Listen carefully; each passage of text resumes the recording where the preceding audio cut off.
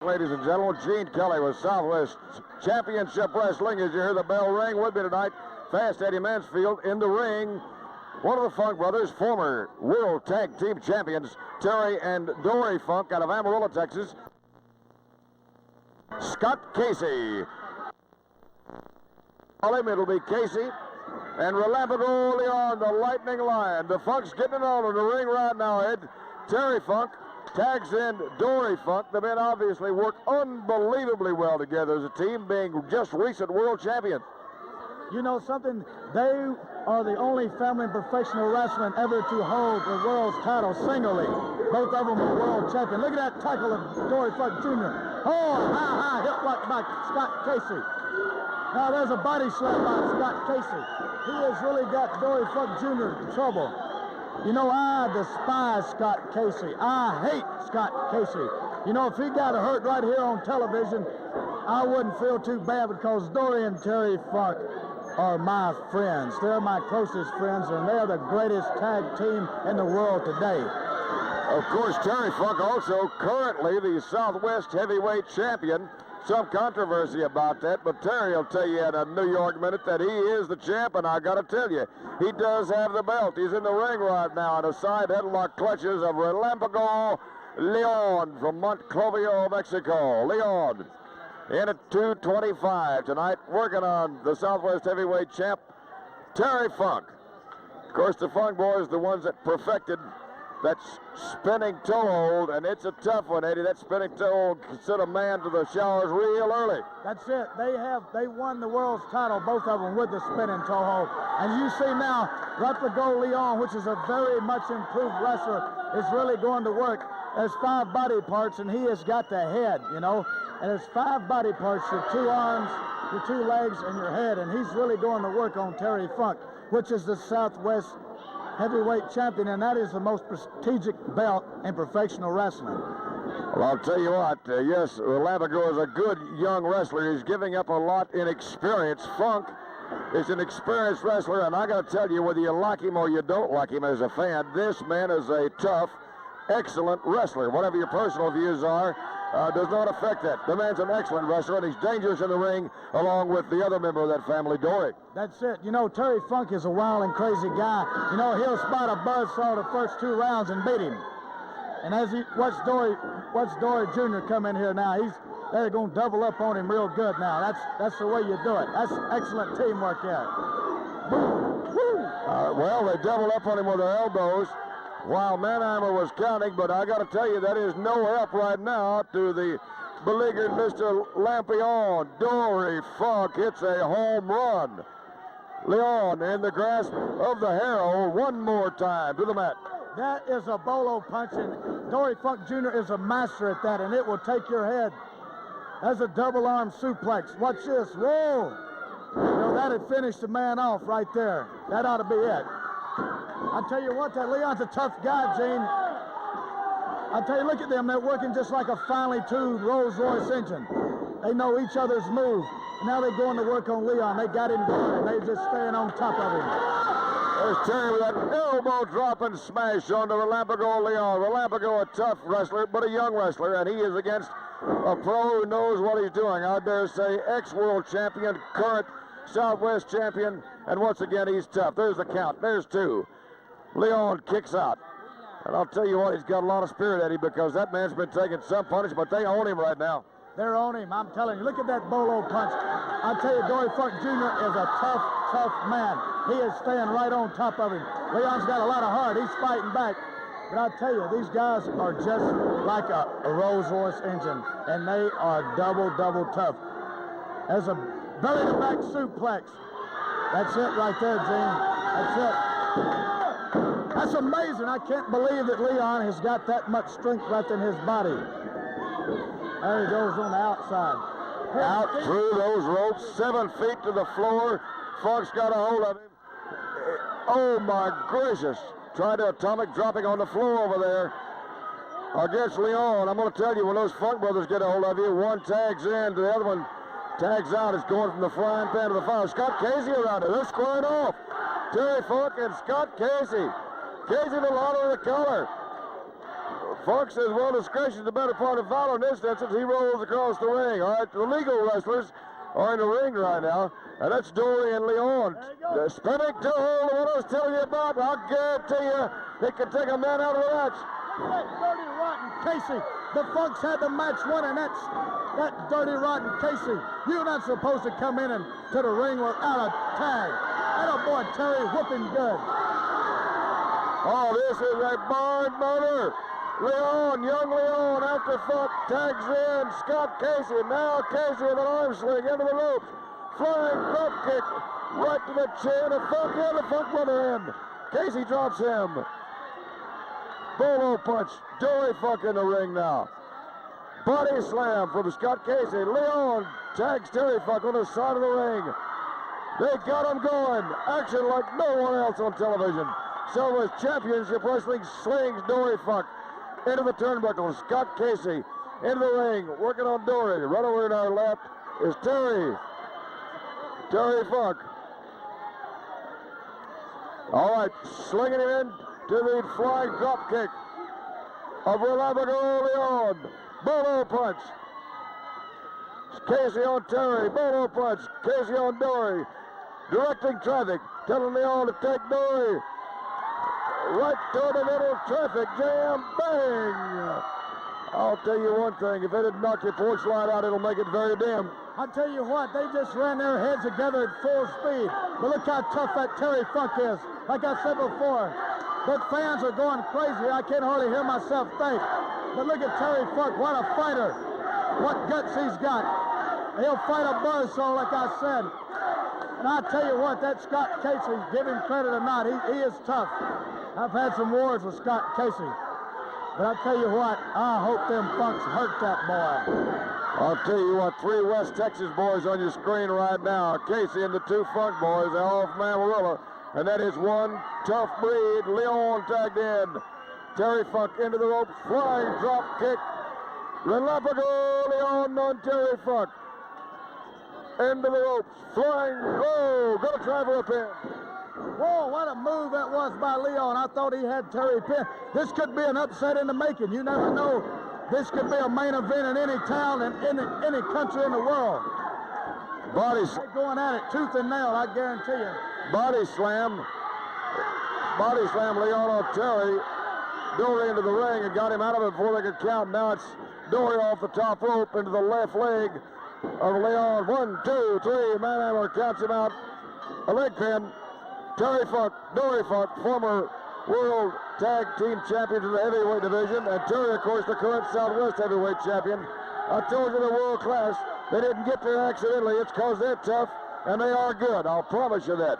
The Funk Boys. That's the reason they're champions, because they're opportunists. And I guarantee you, they took care of Relapagos Leon. What a move. He grapevine both of the legs and pinned him for the 1, 2, 3. Back in just a moment, ladies and gentlemen, with more excitement on Southwest Championship Wrestling. I was the booker. Wahoo left shortly thereafter. Gary Hart's a brilliant idea person to talk to. He was not a booker.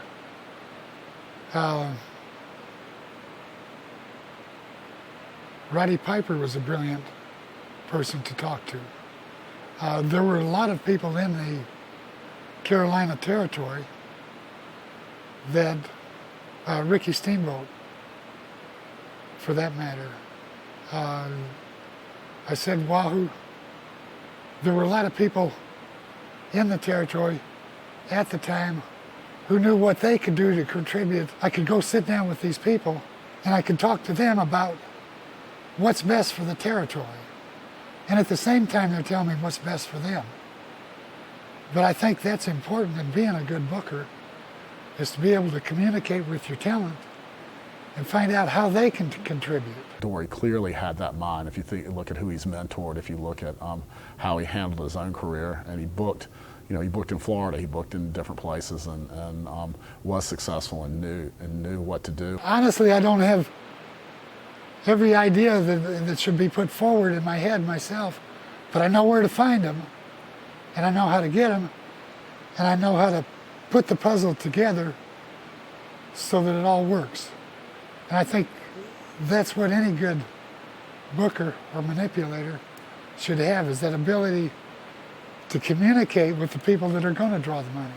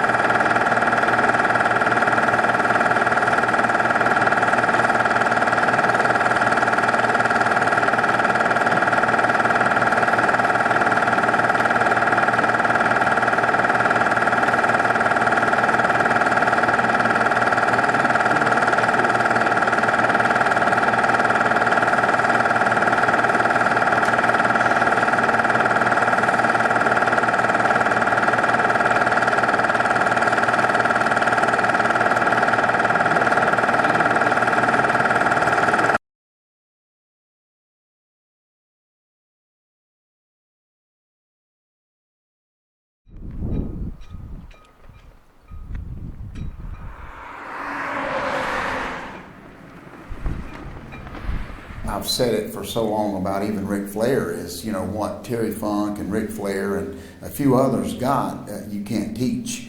And that's just love for professional wrestling. And, you know, like we saw here today, you know, we had 30 trainees, 30 students, and Terry Funk is still going. I mean, he spent over 2 hours with them, and you can just tell he's unbelievable. He's just got in there with them. First thing he did was throw the arm drag.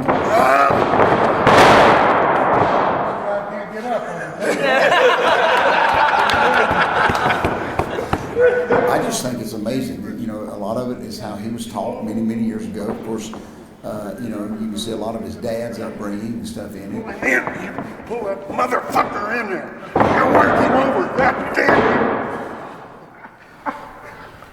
You understand what I'm saying? Yes, sir. I'm working. I don't even want it. Okay. Thanks. I just hope some of these kids realize, you know, what just happened and who they were in the ring with. It's always a really good experience to get in the ring with a legend, and even if you're not wrestling with them or doing anything, just hearing the knowledge that they have to give you is amazing, and to learn from Terry is really special to me. Being able to listen to Terry Funk was just a dream, you know. They are doing stuff anymore that is just ba-bum, ba-bum, boom, bam, boom, bam, boom. Nobody even stops this hill. So I might be fucking wrong.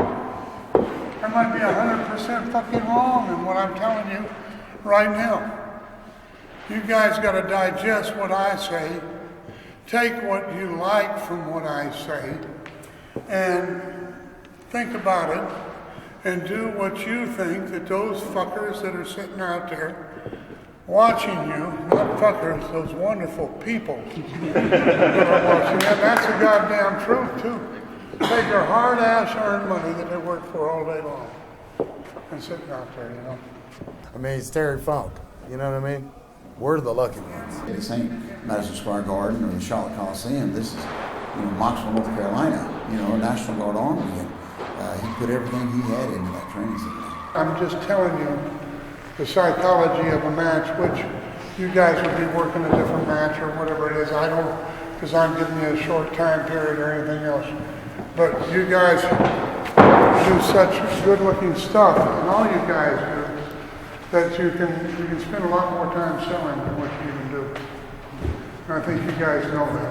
I love learning from legends and people I grew up watching in the business, and Terry's definitely a huge influence on my career. This is what I love, and to have somebody who's been everywhere and done it all, you know, taking time and critiquing me on what I do, you know, it just, like I said, I won't ever forget it. Okay, I'm gonna make you guys stop now. I want to tell you something. You throw a good punch, but you need to go ahead and you need to practice that and get them from where you know. I'm gonna show you. Give him some. You want to go ahead and you want to get them where you can get them boom, and then boom, boom. You understand what I'm saying? You're kind of breaking between the punches. Am I right or not? He could sit in here and he could have shot bull for these boys with these boys for 2 hours, and you would have saw the fakeness in it. But man, just unbelievable. I mean, he just didn't sit in a chair and train these guys. He's right in the middle of every one of them. It was my first territory. He said, "Well, I'd love to have you come down the road." He said, "You would do really well there." And he has to be careful as champion not coming and recruiting. And then I wanted to go to Japan too, and they had to deal with Baba. So he said, "You come down Amarillo," and he said, "You'll go to Japan for sure." And so when Senior came in, Dory said to me, "Would you come down to Greensboro a little bit early? Come by the hotel. I'd like to introduce you to my." I had met Terry and I hadn't met Senior. And We'll roll if you want to just keep telling that story. Yeah, and just went by and casually met with him, and they basically reinforced what they said. "Well, Junior said so many good things about you, and just not even haven't seen you in the ring yet. Just I think you'd be perfect for Amarillo, and when you're ready, we would love to have you." And you said about Japan, you know, they're the booking agent for All Japan Wrestling. I had to deal with Baba. So I ended up going to the Maritimes, which was actually my first break in the business for not quite 6 months. They ran during the summer months in the hockey arenas when the ice was down and the weather was warm, and that's where they ran. And when I was in the Maritimes is when the phone call came that Senior on a Sunday out at kind of had Gordon Nelson and Les Thornton that were both could handle themselves, and everybody drinking a few beers and moved the kitchen table and clear it out, and they were going at it, and Senior had a massive heart attack. So I did met him one time. But then when I left the Maritimes, I went to Amarillo and stayed there for a year.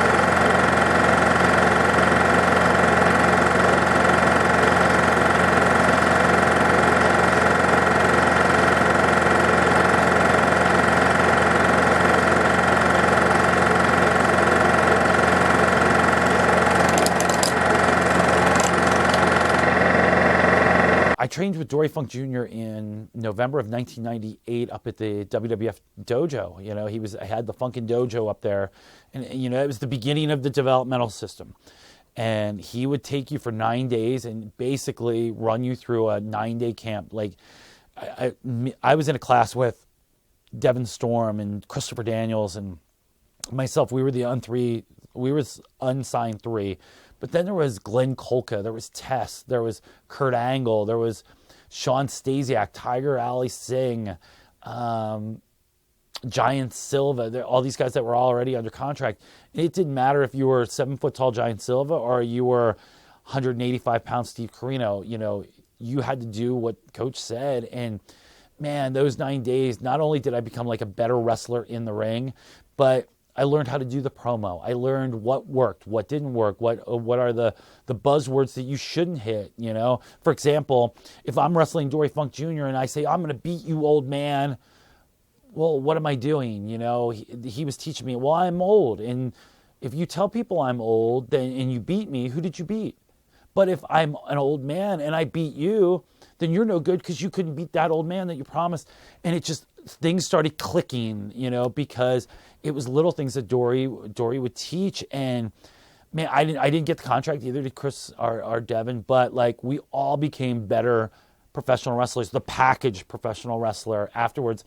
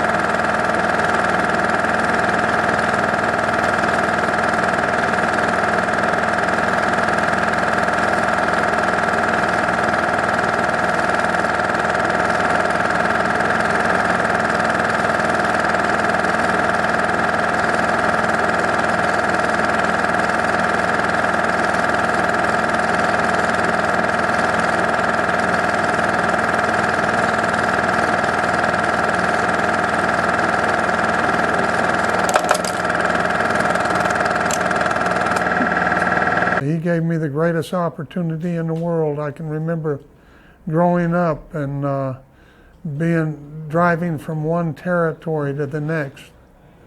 And my family would go down the road, and I would get up behind, they had a little area back in that you could crawl up in. It was a kind of a nook or on a car where the back window went down and met the seat, or behind the seat. There's a little space up there, and you could go ahead and crawl up there, And I'd crawl up there just as a little kid, My dad would be driving down the road, and Mom would be there, and Junior would be laying down on the back seat, and I'd be laying up there on that little area up there, right where the rear window would be above me, and I'd look up at the stars, and I'd think, man, there can't be nothing better in the world than what I'm doing right now, and being with my family, my daddy, and looking at the stars and going down the highway.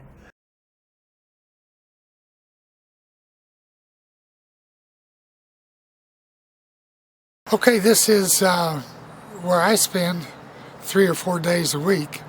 This is To Your Health Spa. It's the place I work out, and all of our wrestlers that are wrestling from Bank TV, they also have memberships to Your Health Spa. It's really a nice place. Come on, I'll show you around.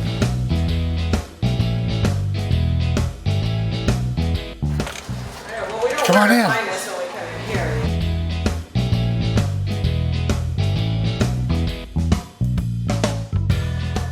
This is JD. She takes care of us. She runs this place. She's almost the boss. Not quite, though. Well, she keeps the boss straight. That's hard to do. Come on, let's go back. Oh. Wait. Okay. This is Marty, my wife. Hi, it's nice to see y'all. This is the most important person, but we'll both help give you a tour around here. She's the most important.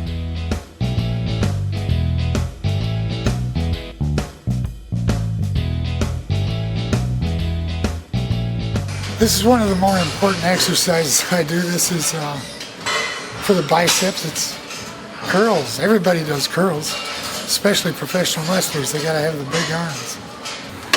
Okay, here we go. First exercise. Pull it all the way up. And I like to do lots of reps. I also do this not only for building muscle, but my routine is for conditioning, which means we do lots of reps. Lots more than I'm going to do today. But this is curls. This is for the biceps. We require our wrestlers to be in the gym at least 4 days a week. Myself, I'm here 3 days a week.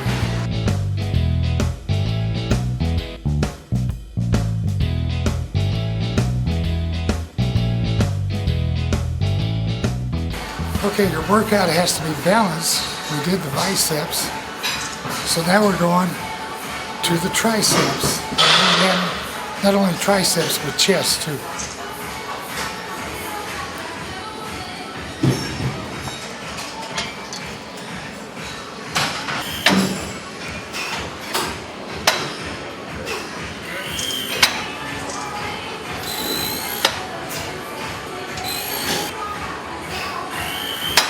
Okay.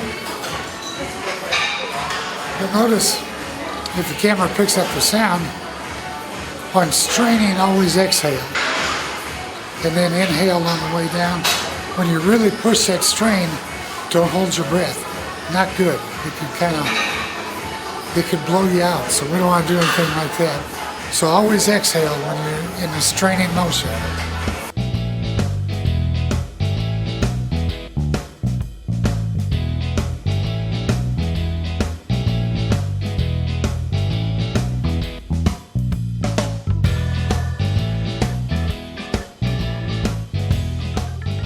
Okay, we have what we call leg wrestlers. Most wrestlers, you watch them, you'll see headlocks, arm locks. But some of the wrestlers, especially with amateur wrestling background, you'll find they're very good leg wrestlers, which includes body scissors, head scissors,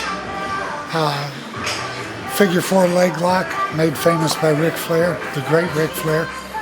So I like to do a lot of exercise on my legs. And this is basically for your quadriceps.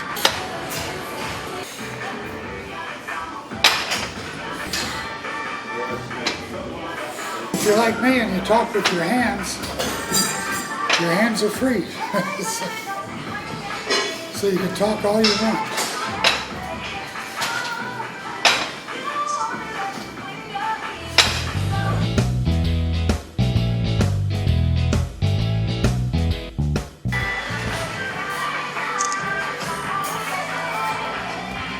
This is a tough exercise. Not a lot of people do this, so I'm not going to do a lot of talking.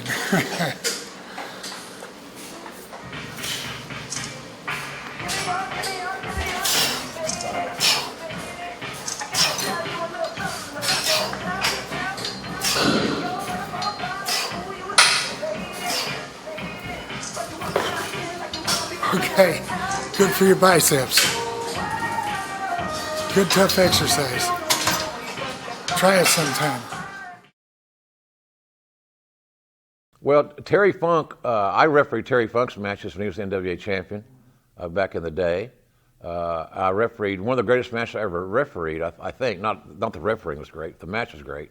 Was in New Orleans in a bounty match with Ken Mantell, had the bounty on him, placed on him by Colonel Buck Robley. So Colonel Buck had this bounty on Ken Mantell. The old deal where the wrestlers come in to eliminate the object person, which was Ken Mantell this time. So Terry Funk was the last gunfighter to come in to challenge Mantell before, if he had won that one, he would finally get to Robley after all this journey, these challenges, these roadblocks. And I thought that match was in the old downtown Municipal Auditorium in New Orleans. I thought it was one of the most heated, real. It was just an amazing match.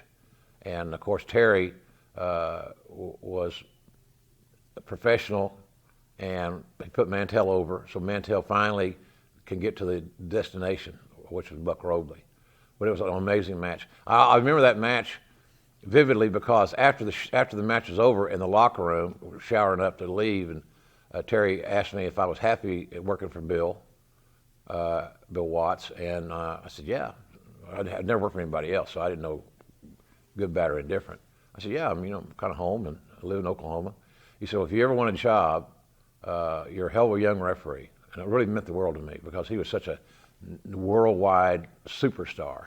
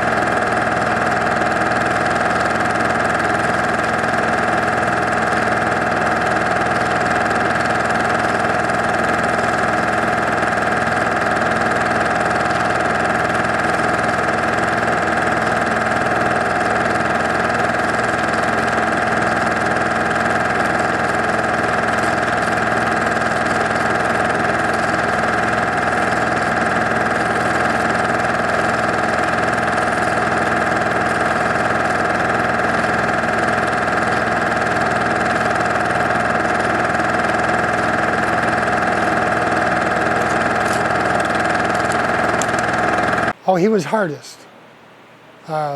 He expected the most out of me, and I just happened to be the kind of person that could respond to that kind of coaching. I also had a coach much like that at West Texas State University, football. Joe Kerbel came in, and he was a commanding personality and dominating personality.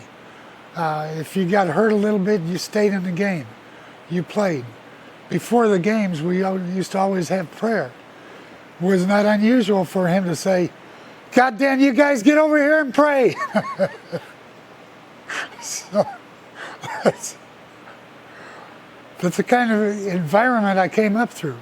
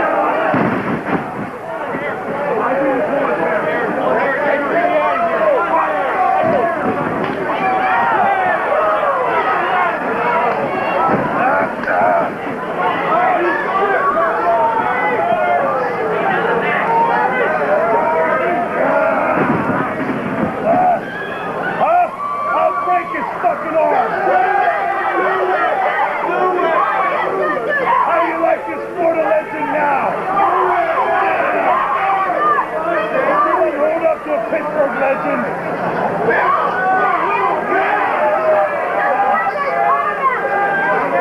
You better start taking pictures, because I'm going to break his arm.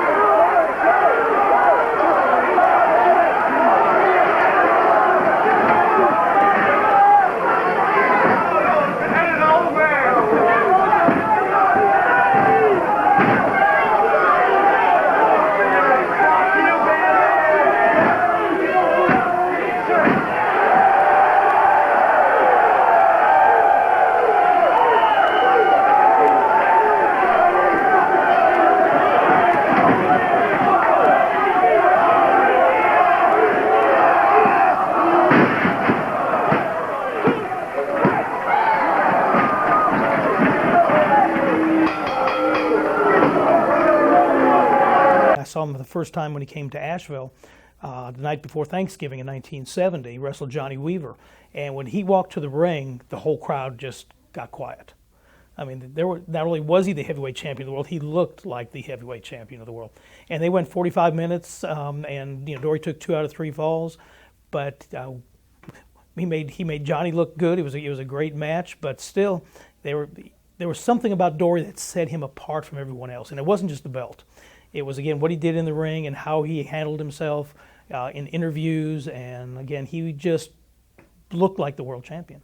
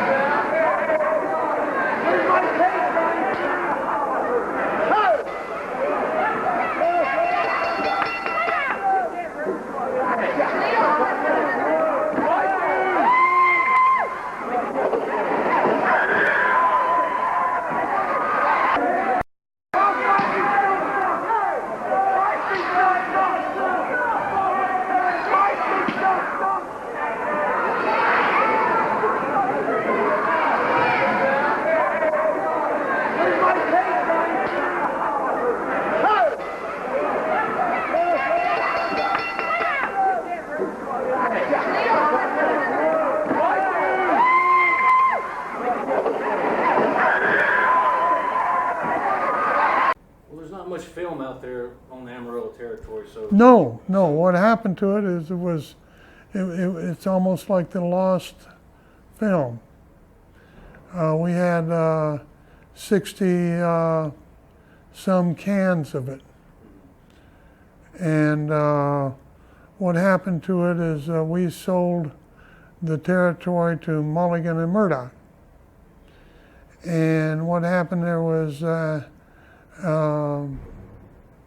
certain person from New York City that was down there that was, his dad was a wrestler too. And I'm not going to mention any names, but somebody disappeared with all of the videotapes. And they never appeared again. The big town in terms of population where you could really get a payday was in Albuquerque. And the thing about Albuquerque, about driving all night to get there, was where you bicycled the tape around to all the other towns. Mike London, who was he looked like Colonel Sanders, this like scrawny, cranky little guy with a little beard. He didn't want to have taped interviews. He wanted the tape that you did Saturday morning would come over there. He would air it, but where the commercials would be, he would do cutaway interviews in the studio in Albuquerque. He had like some lockers behind him, and he was horrible in terms of his interview skills. I mean, he'd break your chain of thought. And what was more amazing, here's the town where you really got your best payday of the week. He bought no newspaper ads, put no posters out, and you had to turn the TV on at 9 o'clock Sunday morning to find out who was wrestling that night. And he would announce the matches, do the interviews between the segments, and then he would say, box office opens at noon, first bell is at 7 o'clock. And that was the system he used. The people were educated to not even know who was going to wrestle until they watched that TV. The first time I wrestled with him was in Macon, Georgia. They had built a brand new civic center. It was huge. They wanted somebody big. We outdrew Elvis Presley. He wrestled, he was there performing one week, and we outdrew him by 600 people the next weekend. So that made the papers, and that got Dory Funk really over in our area. But I have to say that he's probably one of the best wrestlers. I threw one punch during that match, and he said, "Don't hit me again." And being a rookie, all I said was, "Yes, sir." Terry had kind of came to me a few years earlier and said, you ever thought about, being a wrestler, And I said, at that time, I was still trying to pursue pro football, and, so I said, well, I'm going to go up. I was going to San Diego to their camp and all that stuff. I'm really concentrating on that, and I didn't really think it. He was actually, during that time, he was there showing Ted DiBiase around as a high school recruit. Teddy was a high school recruit. Of course, the Funks knew Teddy, and they knew Iron Mike DiBiase and everything, so they were close, and so they were inviting Teddy to come to West Texas to play football after me, and so that's when he,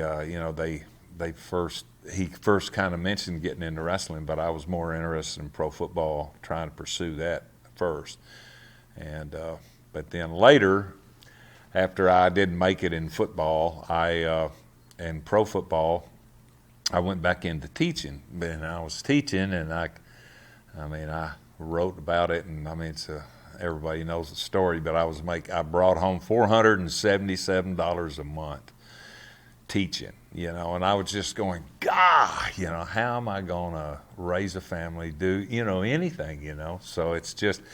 I just couldn't believe that, I could barely make it. I just barely make it, and even though this is the early 70s, like 70 or 71. And so anyway, my dad happened to sell irrigation equipment, and he was out talking to Dory Sr. about trying to sell him some irrigation equipment. And he said, well, your son Stan? Yeah, and anyway, they started talking. Oh, what's he doing? Well, he's teaching over in Las Cruces, New Mexico. And he says, oh, well, that says, well, next time he comes back here to Amarillo to visit you, have him come by. My dad called me that night, and I called Dory that night. I was, I had no idea about anything, except, it was, I'd watched it in college, and I knew it was hard and physical. I'd seen Terry and, wrestle, Hank James, Cyclone Negro, Harley Race. I mean, all those great, great opponents that he had. And so, a bunch of us used to, go down and have a few beers, and then we'd go down to the sports arena, and we'd just be yelling funk, funk, funk. And obviously he couldn't help but notice us. And, I guess he mentioned us a few times on TV. Yeah, I had Stan Hansen and some of the Buffaloes are out at the matches, and somebody come up to me and say, Terry Funk mentioned your name on TV. And I was anyway, so that's how this whole thing kind of got together. And another thing, when I went to West Texas, the very first two of the assistant coaches was Ronnie Mankin and Jim Young, and they were real, and to this day are real good friends with Terry, some of his best friends, and they were the assistant coaches. And when they looked at me and they say, God, you look just like Terry Funk. And I parted my hair on the left side or the right side like Terry did and everything. Anyway, so after that, when I was just going around and everything, sometimes people come up and they'd say, hey, Terry, and they had me mixed up. I was just some college guy, but anyway, so that's kind of the connection we got. And once, I called the senior up and I went back to Amarillo probably a couple of weeks later or something and met with Terry, because I knew Terry through just out around at, restaurants and different places, so I got to know him a little bit, but we weren't friends or real acquaintances or anything. And I guess he followed me a little bit at West Texas, and of course I followed him in wrestling. He was wrestling full time. So anyway, I went to his house and we drove over to Senior's house, and and that's, like I said, are you interested in getting into wrestling? And I said, yeah. And I said, you bet. And he says, well, and I said, well, I've got some bills, I got these bills. I don't know, I don't have any money, and, I have monthly bills that I've got to pay. And he says, well, we'll try to take care of you, you can make $350. And I go, oh, God, I was so excited, And about that time, it's just, oh, God. I said, man, I'm making $477 a month now, and I can't make it. And he says, no, that's a week. I said, a week? Golly, man, I went crazy, Yeah, I went nuts. I said, well, I'll quit tomorrow. And he says, no, you need to go back and do it right and resign right and everything. Take your time, finish out your semester or whatever, and then come in. That was smart. I mean, he was a smart guy. The fascinating thing about that trip is, I'll tell you a little story about that. Moto was the promoter. He lived in Los Angeles. He's a Japanese man. And Nick Goulas set me and Sam up for the trip. And we worked a week in LA before we went on over to Japan. When we got to Tokyo the next day, well, there was Moto there. It was in the elevator with some other big shots. And I said, hey, how you doing? I thought we left you in Los Angeles. He said, I'm here business. Okay, so I didn't pry anymore. I just minded my own business. But come to find out, Dory was wrestling Antonio Inoki, for the belt, and him and the referee from over there was going to go opposition, and they was going to mess Dory around out of the belt. They was going to give him the quick count. When Inoki was going to hook him in a small package and shoot and hold him on it, referee give him the 3 count, and steal the belt from him.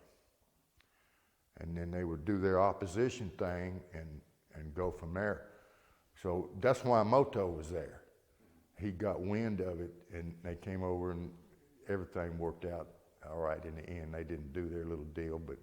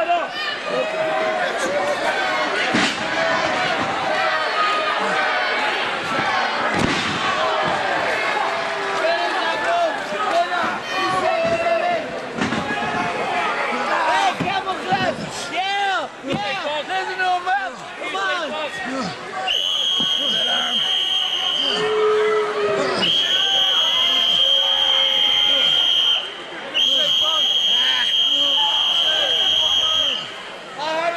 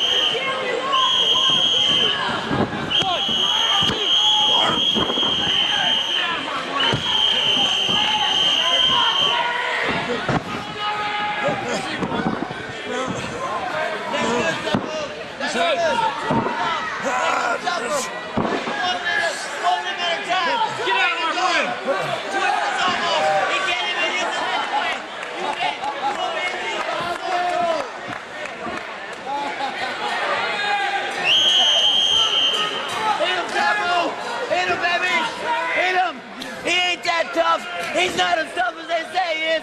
I know. I used to watch him. I know every day. He's a monster. Beat him.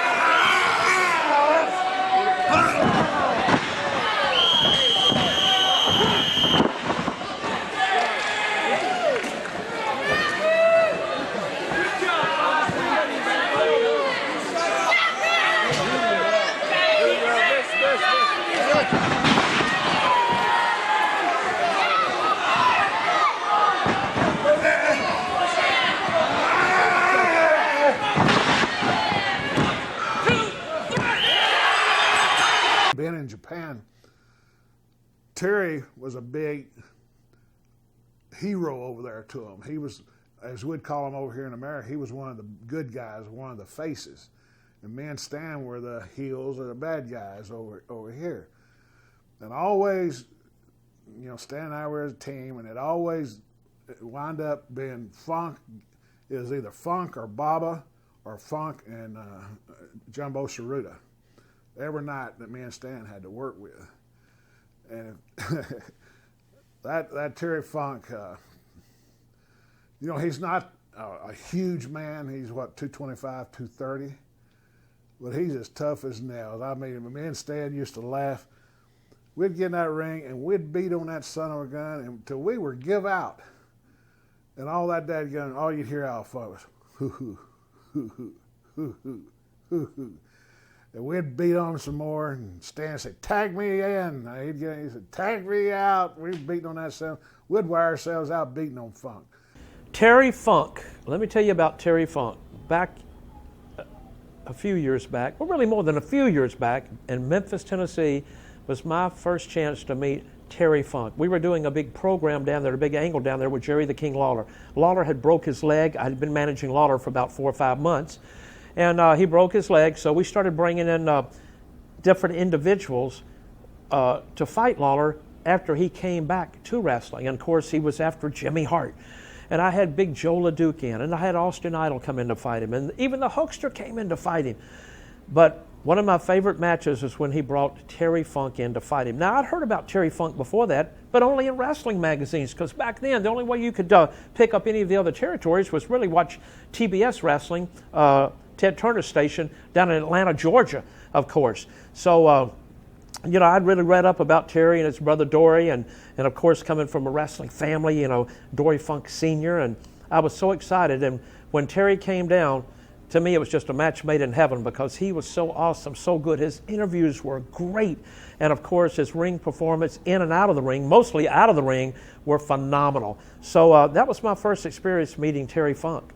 Is excellence, and it goes all the way back to Dory Funk Sr. I was fortunate enough when I was just beginning in the business to get to go to Amarillo, and we exchanged, we being the Oklahoma territory, exchanged talent. We'd send guys down to do their TV, and Dory Funk, the Amarillo territory, would send guys up to do our TV. So I went down to Amarillo at an early age, right my first weekend in the business, matter of fact, and met Dory Funk Sr., met the Funks, met how they operated, so I got to see how they operated their territory and handled their talent. And I saw nothing but professionalism and become attached to Dory and Junior and Terry hadn't even started yet. He was just starting. I shouldn't say he hadn't started, but he was just starting, and Dory had been in a few years. So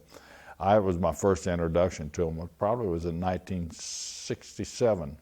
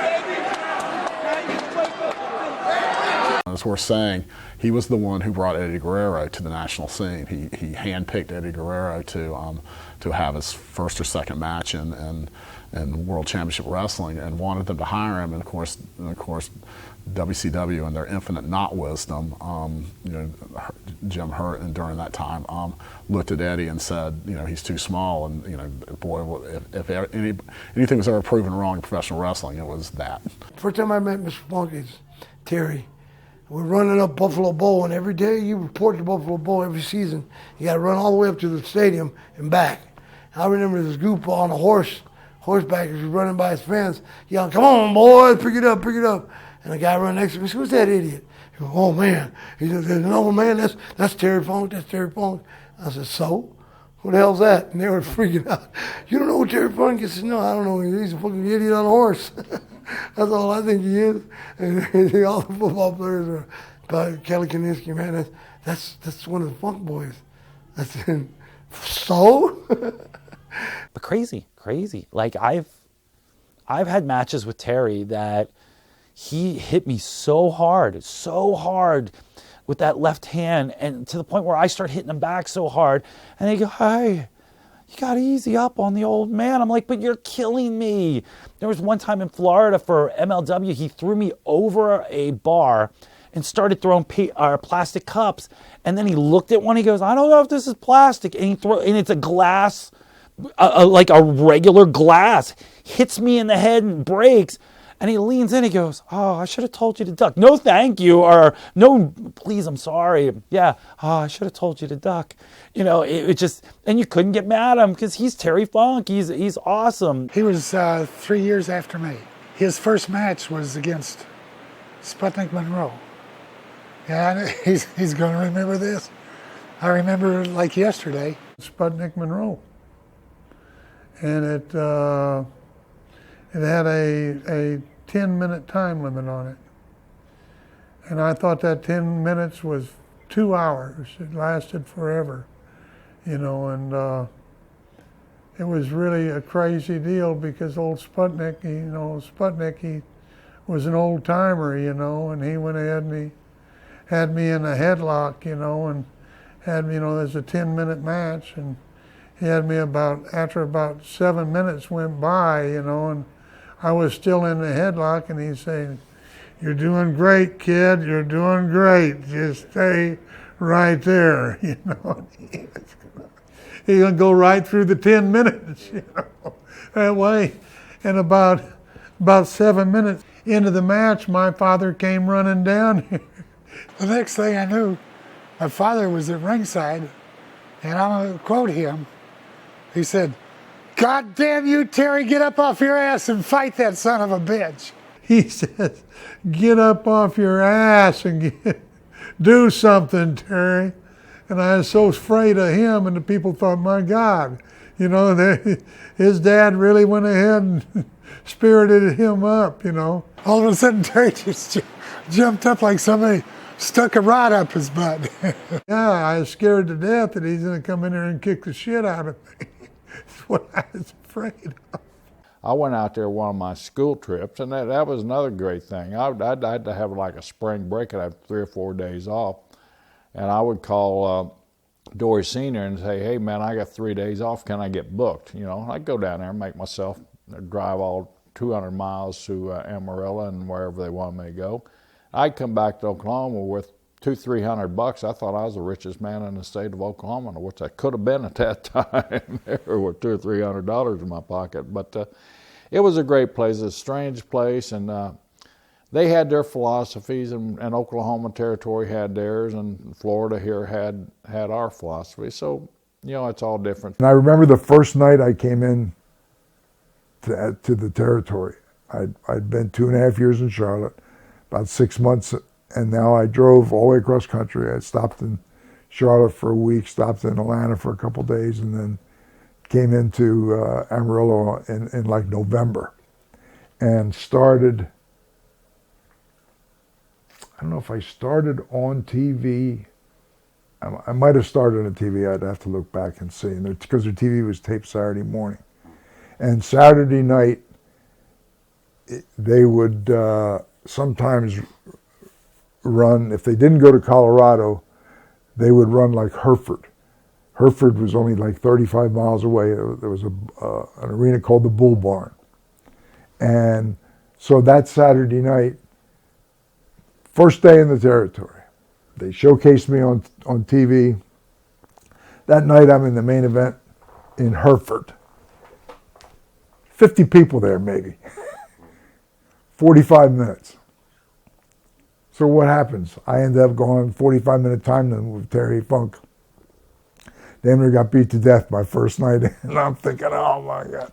But everybody stayed, Gordon Nelson, that was the name I was thinking of earlier. But everybody stayed good and everybody meant something. It was, and at the time, magazines and all came up, and they always called Terry, when Dory was champ, Dory's policeman. A lot of times, and it was great for the programs in different territories, because like here in the Mid-Atlantic, Terry would come in. Let's say Paul Jones was a #1 contender, or Johnny Weaver was a #1 contender.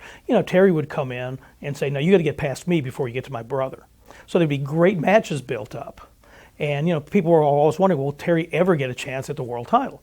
Dory and Senior and Terry one time took me down to the sports arena there in Amarillo, and they took me and they basically showed me how to get a headlock, and then they each took turns and just pounding the crap out of me with forearms, and I was just, I was just all wide-eyed. They must have been laughing because it was a huge rib for them, but, I was loving it, Anyway, I was a big mark, of course, but, that's all right. Speaking of populations of places and everything, what's a wonderful wrestling story is my father, whenever he wrestled Gorgeous George in the 40s or the early 50s. I'm not for certain on it, but it was early 50s or late 40s. And my father wrestled Gorgeous George in Amarillo at Dick Bivens Stadium. It holds 10,000 people, and they put 10,000 people in the stadium at that time. But what the amazing part of it was, there was only 68,000 people in the city. So you're drawing much of a percent? That'd be like doing 2 million people in New York City right now. Probably, assuming, the percentage-wise. I met him early in my career, and the first time Terry Funk came up to me, I was about 245 pounds and all muscle. I was a bodybuilder and weightlifter. And Terry said, I hope you're not as stiff as you look. And from then on, we became fast friends. I liked Paradise Alley, which is one of the classic wrestling movies. If folks haven't seen it, Paradise Alley's great. And of course, it seems like Roadhouse airs every 2 or 3 days. It's somewhere. And he's a great villain in Roadhouse. And of course, now Roadhouse is getting remade with Ronda Rousey. So it'll be interesting to see who they cast in the Terry Funk role for that. If I were them, I'd figure out a role for Terry Funk, but that's me. Well, I think of a great family and somebody that I was real familiar with as a kid growing up. I had kinfolk in Canyon, Texas, where West Texas State is, and I used to go visit them, and at that time, this was